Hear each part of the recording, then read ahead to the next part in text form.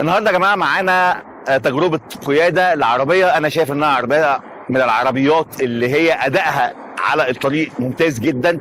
اللي معانا الزيكر اكس. العربيه دي طبعا هي مصنفه من فئه العربيات الكروس اوفر تحت المدمجه او العربيه السب كومباكت كروس اوفر، وطبعا بتيجي مع توكيل EIM الوكيل الحصري لعلامه زيكر في مصر. تعالوا مع بعض بقى نطلع نجرب العربيه الزيكر اكس على الطريق، يلا بينا.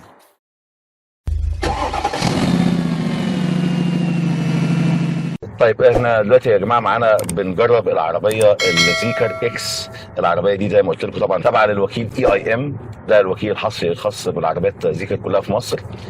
العربيه دي لو حبينا طبعا نتكلم على الاي دي بتاع العربيه او شخصيه العربيه دي بتيجي طبعا هي سب كومباكت كروس اوفر، عربيه صغيره الحجم او تحت المدمجه يعني على منظومه الحركه. فالعربيه بتيجي ببطاريه 66 كيلو وات في الساعه مع موتور على محور العجلات الخلفي بيستمد طاقته طبعا من او الحركه بتاعته من البطاريه بتاعت العربيه عشان تولد 272 حصان 343 نيوتن. المنظومه دي بتتحرك كلها بمدى سير بيوصل ل 440 كيلو متر، والسرعه القصوى في العربيه هنا بتوصل ل 180 كيلو، وبتتحرك من 0 ل 100 في 5 ثواني و6 من 10. دي كده باختصار الاي دي بتاع العربيه بتيجي حابب برضو مجموعه امان هايله جدا، فيها 7 ايرباجز. العربيه الصغيره اللي انت شايفها دي بتيجي ب7 ايرباجز.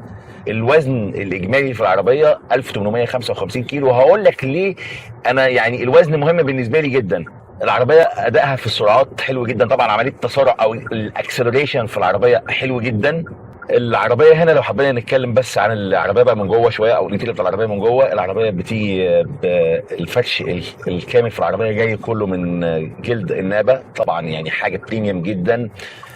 وفي هنا الكنتاره في الكنتاره برضو. السقف كله الكنتاره، السقف كله في العربيه هنا الكنتاره، وبرضو المقدمه او الواجهه بتاعت التابلو عندك الكنتاره. العربيه على فكره في المانوفرز برضو مش بطاله. ضبط الكراسي كله الاماميه جاي كله ضبط كهرباء. في تهويه وفي مساج برضو ولا مفيش هنا مساج؟ اول فئه لا، اول فئه لا. مفيش مساج بس في اول فئه. الفئه الثانيه مش مساج ولكن فيها زي فايبريشن كده في الكرسي. احنا كده الاول فئه مفيش فيها الفايبريشن بتاع الكراسي. تمام. تاني فئه فيها الفايبريشن في كرسيين اللي قدام، والتدفئه في كرسي السواق بس. تمام. طيب هنا لو حبينا نتكلم على برضو العربيه دي فيها مجموعه الاداس. فيها مجموعه الاداس. طيب فيها برضو اللاين لين اسيست، فيها الكيب لين اسيست والورنينج لين اسيست برضو كله. فيها كله. وفيها برضو اهي كشف النقط العاميه اللي موجوده هنا. فيها مراقبه ضغط الاطارات. نفس المرايات اللي هنا هي اللي موجوده في ال 7 اكس، المرايات الفريملس. نفس المرايات الفريملس بنفس الحجم على فكره. مظبوط. اللي موجوده في ال 7 اكس. مظبوط. فيها برضو تنبيه سائق عند الشعور بالتعب برضو. مظبوط. فيها كل مجموعه الاداس، يعني تنبيه سائق عند شعور بالتعب، مراقبه ضغط الاطارات، كشف النقط العاميه. فيها كمان قلنا اللاين لين اسيست والورنينج لين اسيست او الكيب لين اسيست والورنينج لين اسيست، وطبعا حساسات الركن الاماميه وحساسات الركن الخلفيه. فيها مجموعه كاميرات هنا 540 و 360 بس. 540 برضه 540 كاميرات هنا موجوده. فيها نظام الثبات على المنحدرات وصعود المرتفعات. طبعا فيها مجموعه رادارات محترمه جدا، فيها تحذير عند الاصطدام الامامي وتحذيرات برضه من الجوانب والخلف، مش كده؟ مظبوط. تمام. برضه في الريجنريتور هنا برضه هنا بتقدر تظبطه على كذا مرحله. مظبوط. زي ما انت عايز. كلهم فيهم الداش كام؟ اللي هي تسويق الاحداث على الطريق ده، صح؟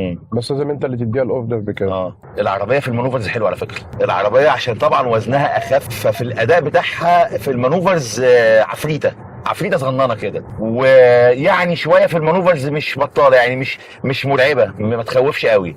ففي الاداء بتاعها حلو قوي، الاداء بتاعها جميل، عجبني الاداء بتاعها. في الكيرفات مش وحشه، يعني انا كنت على 110 على فكره وانا بعمل الكيرف ده. العزل حلو جدا على فكره، يعني انا مش سامع صوت الهواء حتى في الشارع برضه. خلي بالك ان العربيات الكهرباء كلها تقريبا انت ما بتسمعش لا الصوت. لا، لازم تسمع الصوت البسيط اللي احنا سامعينه ده، صوت الكاوتش، صوت كاوتش، صوت هواء بسيط. مظبوط. لكن مش الصوت الموتور او صوت لا لا لا لا، مفيش صوت يعني. العربيه سايلنت، فانت لازم تبقى سامع اللي حواليك. يعني كل اللي انت سامع صوت الهواء بس صوت الكاوتش بتاع على الارض. بص احنا لو فتحنا لا الموضوع مختلف.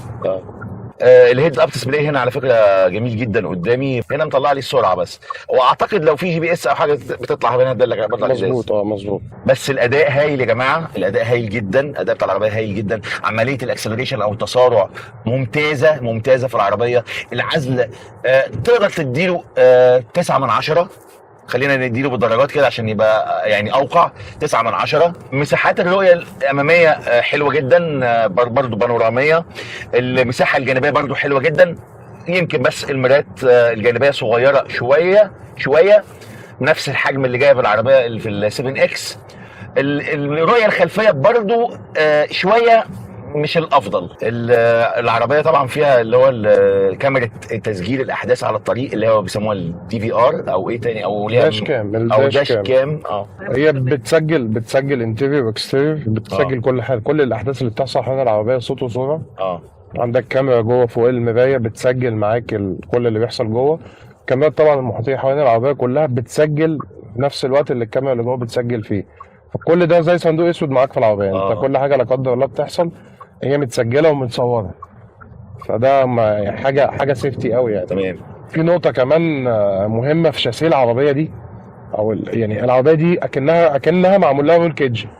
شاسيه العربيه دي بيتحمل وزن ضغط على الشاسيه 65 طن، بيتحمل ضغط على شاسيه العربيه دي، وزن ضغط على الشاسيه 65 طن، فهي العربيه فول سيفتي. يس. انا عايز اكلمكم على الفرامل، انا هحاول برضو هنا بس وانا هفرمل شويه اجرب. لا فراملها حلوه جدا، لا الفرامل بتاعتها حلوه على فكره. لا الفرامل بتاعتهم ممتازه. انا جربت العربيه الزيكر 001، جربت ال 7 اكس، جربت الاكس. حقيقي يعني انا هقول تعليق بسيط جدا كده، العربيات دي فيها متعه في القياده غير طبيعيه. يعني عايز اقول لك ان انت هتحب جدا تنزل تقعد في العربيه تسوقها. ده حقيقي جدا ممتعه جدا، مش كده ولا ايه يا عمر؟ ده حقيقي. العربيه لذيذه، هتحب ان انت تنزل تشرب قهوه جوه العربيه وتسوق بقى وتطلع. يعني ان شاء الله ما تبقاش عندك اي هدف في السواقه غير ان انت تنزل تسوق العربيه خالص. ان العربيه ممتعه جدا في السواقه جدا. طيب عموما هي العربيات الزيكر وبالاخص طبعا العربيه الزيكر الاكس اللي معايا دي فيها متعه في القياده جميله جدا. العربيه ادائها ممتاز جدا على الطريق، في المانوفرز مش مرعبه برضه، نتيجه ان برضه العربيه وزنها خفيف، مش تقيله قوي. العربيه وزنها زي ما قلت لكم 1000 او طن 855 كيلو. العربيه كمان عايز اقول لكم انها من جوه مساحتها معقوله جدا، على الرغم ان العربيه سب كومباكت كروس اوفر، الا ان العربيه طبعا تصلح كده كعربيه شبابيه، عربيه تروح بيها الجامعه، الكلام ده كله. لكن العربيه والله من جوه معقوله في المساحات الداخليه، سواء في الماسوره الاماميه او في الماسوره الخلفيه. وهو طلع ذكي جدا المصمم بتاع العربيه لما شال الكونسول الامامي عشان يحسسك بالوسع وما يحسكش بالكنازه بتاعه العربيه شويه. الخامات طبعا في العربيه جوه ممتازه جدا، كل العربيه جايه من جلد النابه مع الالكانتارا، فطبعا كلها خامات من البريميوم. الشاشه بتاعت الانفوتينمنت هنا بتيجي 14.6 بوصه، بتدعم من الاندرويد اوتو والابل كار بلاي، وشاشه الاعدادات هنا 8.8 بوصه، وبرده هتلاقي فيها الداتا الخاصه بالعربيه موجوده هنا عندنا. كل ده بلس السيفتي والنظام او مجموعه الاداس اللي بتخدمك في العربيه الزيكر اكس. بكده اكون وصلت لنهايه الفيديو الخاص بالعربيه الزيكر اكس. اتمنى يكون الفيديو عجبكم، ولو عجبكم الفيديو ما تنسوش تعملوا اشتراك للقناه وشير للفيديو عشان يوصل لكل محب السيارات، واشوفكم فيديوهات تانية قريب ان شاء الله، واقول لكم سلام عليكم.